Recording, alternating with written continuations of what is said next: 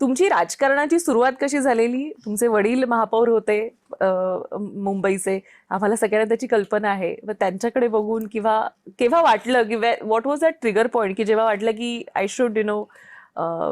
लहानपासून तुम्ही मला 50,000 पब्लिकच्या समोर ठेवा आणि सांगा की भाषण द्या, तर ते भाषण हिंदी, इंग्लिश, मराठी, गुजराती. मराठी तर मी आत्ताच शिकले, स्कूलमध्ये शिकले, परंतु तेव्हा आम्ही फक्त हिंदी आणि इंग्लिशमध्ये संवाद करत होते.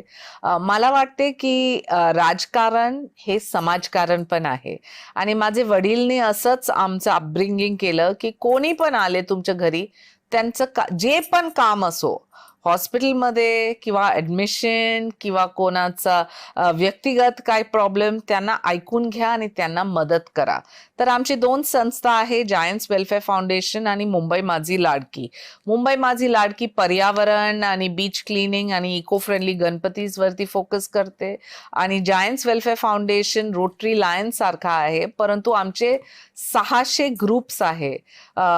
देशात कुठे पण सुनामी असो किंवा बाढ आले किंवा काय पण, आम्ही तिथे पोचून काम करतात. तर हे आमचे DNA मध्ये आहेच. आणि माझं नवऱ्याला माहिती होते की लहानपासून मी राजकारण मध्ये येणार. I started my fashion career at 18. तर तेव्हा खूपच पैसे बघितलं, name fame at a young age.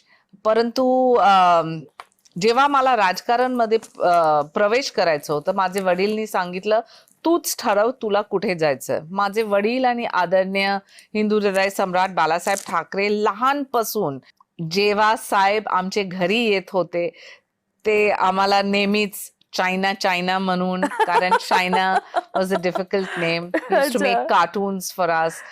My father was equally friendly with Nitin Gadkari, LK Advani, इतकी नेतागण.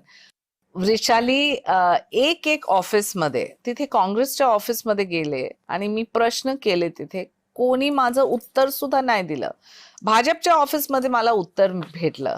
युनिफॉर्म सिव्हिल कोड असो, justice to all, appeasement to none, जे माझे प्रस्तुती होते की लोकांना वाटलं की हे सेक्युलर बॅकग्राऊंड, कारण माझी आई जे आहे शी वॉज अ बोरा मुस्लिम, माझे वडील एक राजपूत सौराष्ट्र गोंडल, माझे नवरा एक मारवाडी जैन, आणि घरी आम्ही नेहमी मराठीमध्ये बोलायचं. म्हणजे इतकी कॉस्मोपॉलिटन आमचे बॅकग्राऊंड. तर लोकांनी सांगितलं की ही तर नक्कीच काँग्रेसमध्ये जाणार, परंतु असं नव्हते. भाजपमध्ये 20 वर्ष काम केलं.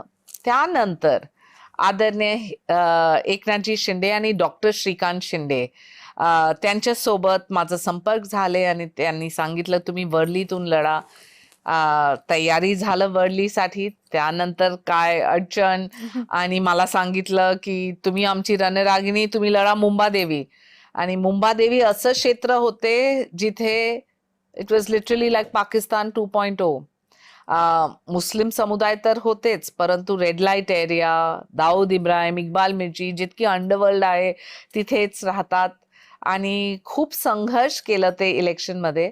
परंतु तेव्हा एकनाथजी शिंदे साहेबांनी मला एक शब्द दिलं. त्यांनी सांगितलं तुम्ही आमची रणरागिणी. कोणाला माहितीच नव्हते की मुंबादेवी आहे महाराष्ट्रामध्ये, आणि ज्याप्रमाणे तुम्ही हे इलेक्शन लढले, मला वाटते की हेच आमच्यासाठी प्रेरणा. तर माझ्यासाठी हेच आणि यू हॅव एक scored well. Certificate. I got the highest votes in the history of BJP Shiv Sena, yes.